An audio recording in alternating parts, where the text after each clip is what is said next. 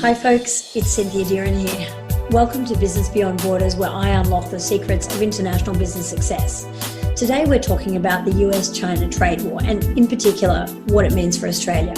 Now, to be frank, the picture is kind of mixed. At a macro level, the trade war and the fact that both China and the US have imposed tariffs has made business nervous, and that's increased stock market volatility both in Australia and overseas, and that's never good.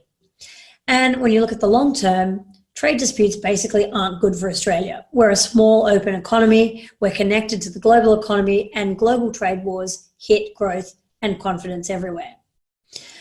On the other hand, however, the medium-term outlook for Australia doesn't actually look that bad. For starters, it doesn't take a rocket scientist to work out that a weak Australian dollar is good for Australian businesses that are selling overseas, because it reduces the cost of goods to that overseas customer. What about the impact on Australia's economy as a whole? Well, according to the Reserve Bank, the impact of the US-China trade war is likely to be small. Back in July, the bank said that the conflict would probably only shave about 0.2 of a percentage point off economic growth in 2019 and 2020. But when it comes to specific sectors, it is a case of winners and losers. Let's take a look at a couple of the losers first. Wool is one industry that has definitely felt the effects of the trade war. In August, the US increased tariffs on Chinese clothing products, and Australian wool prices promptly plunged almost 20% because Chinese mills closed their order books. And if you look at manufacturers, Australian manufacturers who sell to the US and use Chinese inputs will also be feeling the pinch.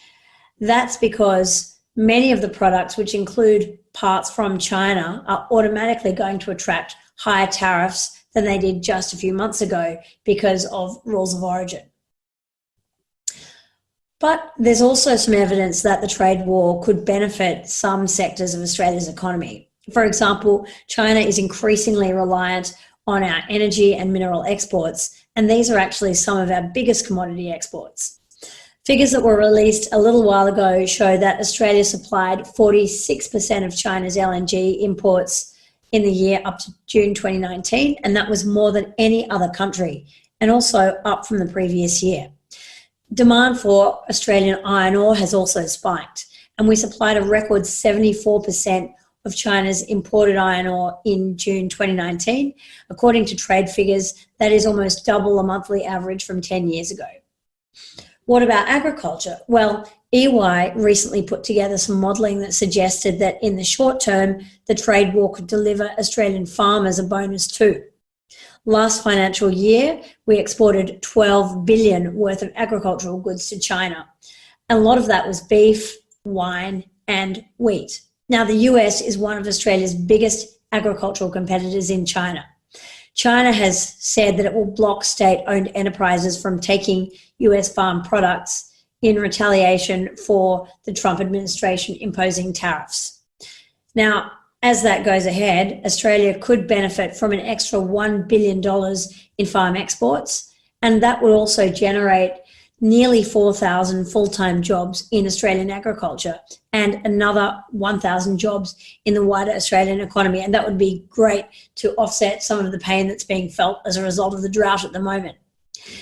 That benefit would probably be even larger if the Australian dollar became weaker again, because once again, local goods would become cheaper and even more competitive in the Chinese market. And if you wonder whether the trade war could really deliver a benefit for farmers, you just need to look at history. This wouldn't be the first time that Aussie farmers have benefited from a trade disruption. In the year after Japan banned US beef imports in 2003, due to one case of mad cow disease, Australian exports to Japan went up by more than 40%.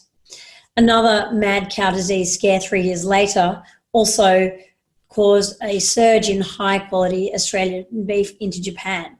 Now, both of those years remain the peak for Australian beef exports to Japan this century. So in summary, the US-China trade war isn't great news for Australian business, but so far it's not a disaster either. Thanks for joining me today. If you're enjoying the Business Beyond Borders podcast and you're thinking about expanding your company internationally, check out the Dearin and Associates website, dearinassociates.com.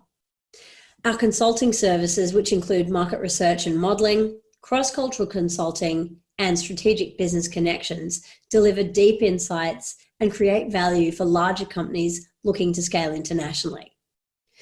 If you're from a smaller organisation that wants to expand its global footprint, take a look at our International Business Accelerator program, which my team and I created to help micro to medium-sized businesses to speed up and de-risk the process of going global.